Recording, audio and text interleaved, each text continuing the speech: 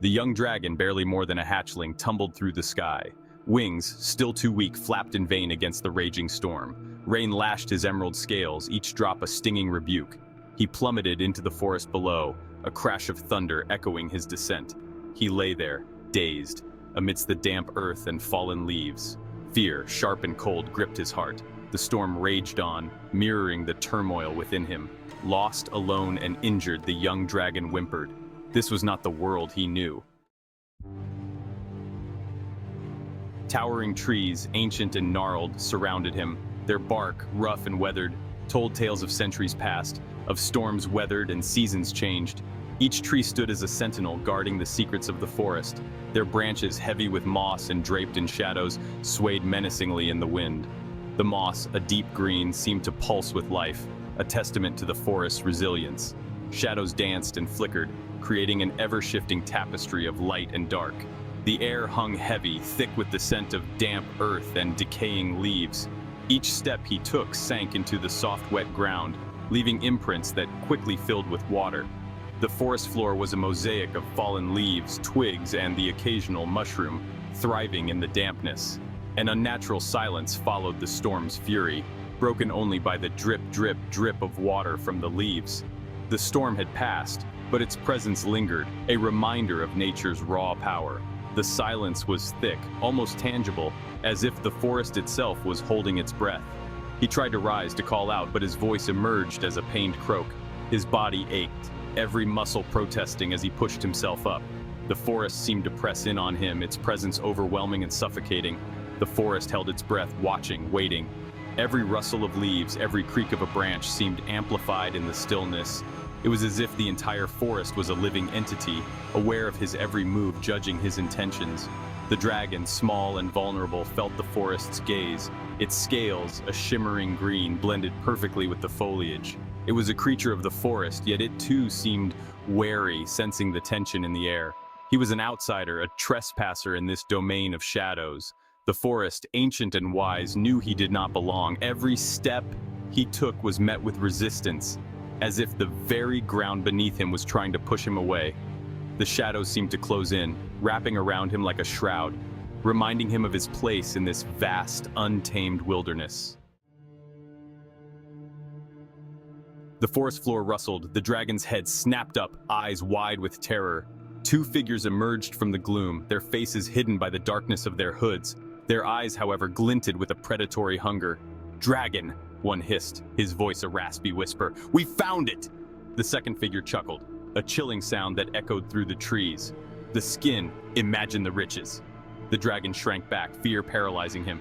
They were here for him, for his scales, his very essence.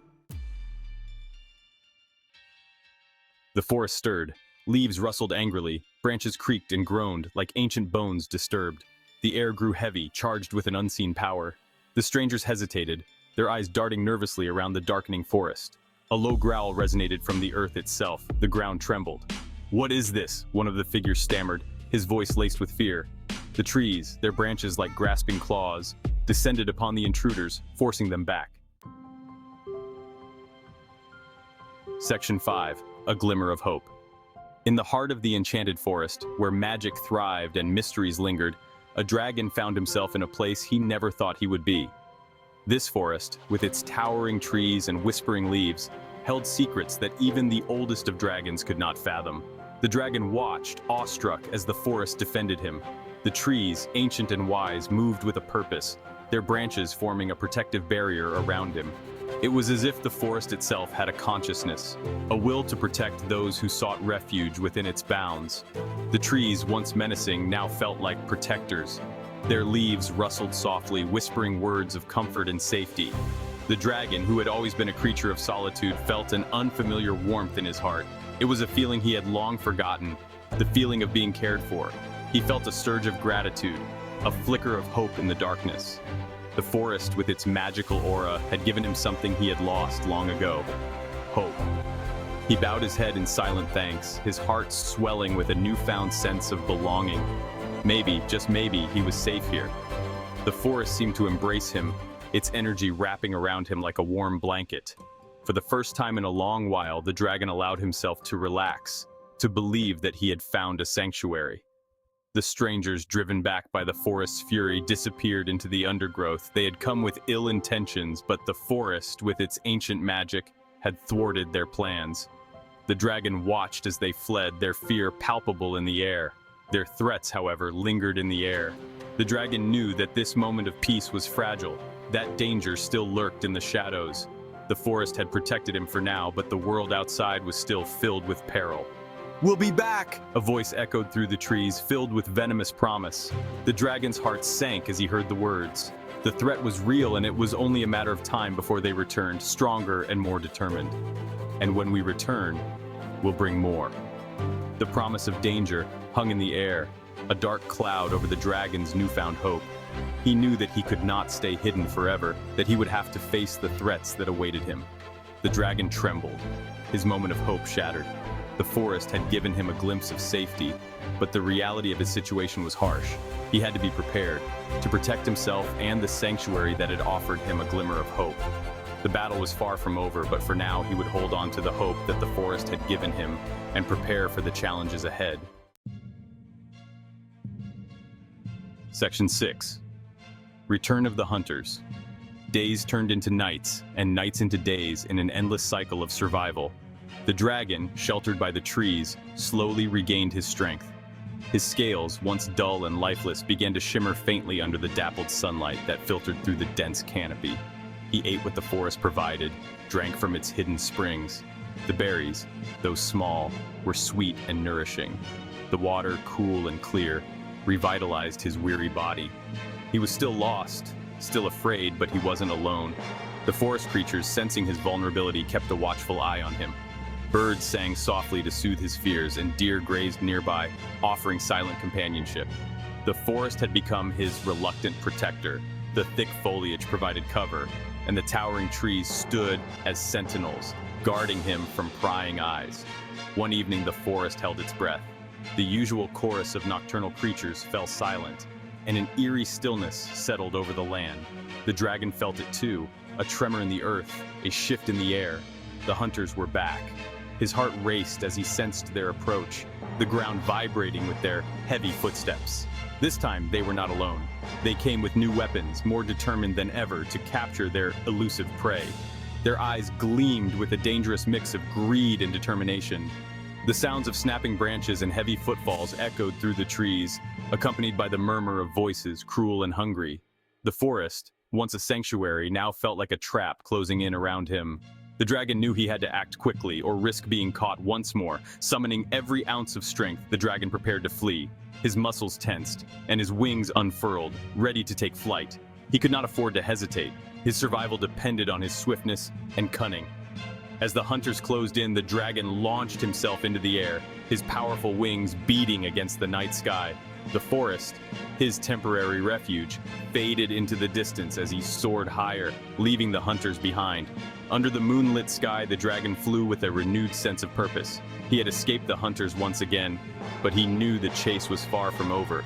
The forest had given him a second chance, and he vowed to use it wisely. Finding a new hiding place, the dragon settled down to rest. The night was still young, and the journey ahead was long. But for now, he was safe, and that was enough. As dawn broke, the forest began to stir once more. The dragon, nestled in his new sanctuary, closed his eyes and allowed himself a moment of peace. The hunters would return, but he would be ready. Section 7. The Forest's Defiance. The forest, sensing the approaching danger, rallied once more. Branches intertwined, forming a living barricade around the dragon. Thorns grew thick and sharp, a natural defense against the intruders. The air crackled with defiance. The hunters emerged from the undergrowth, their eyes gleaming with greed. They carried axes, their blades glinting in the fading light. They were met not by a helpless dragon, but by a wall of thorns and fury. The forest was ready for war. Section 8. Trapped and Terrified. The dragon watched the ensuing battle with a mixture of awe and terror. Trees swayed and groaned, their branches lashing out like whips.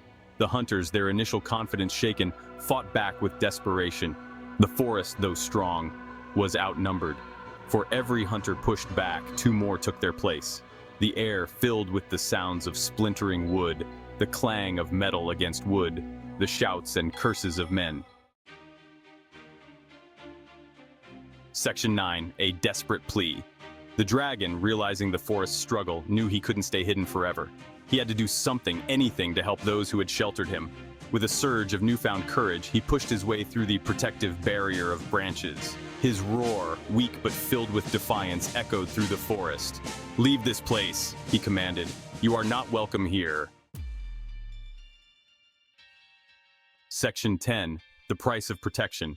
The hunters turned, their eyes widening in surprise and then greed as they saw the young dragon. One of them laughed, a harsh, cruel sound. "Look what we have here," he sneered. "The dragon thinks it can fight back." They advanced, their axes raised, their eyes gleaming with a deadly light. The dragon, fear threatening to consume him, stood his ground. He would protect his only sanctuary, even if it meant his life. Section 11, an uncertain future.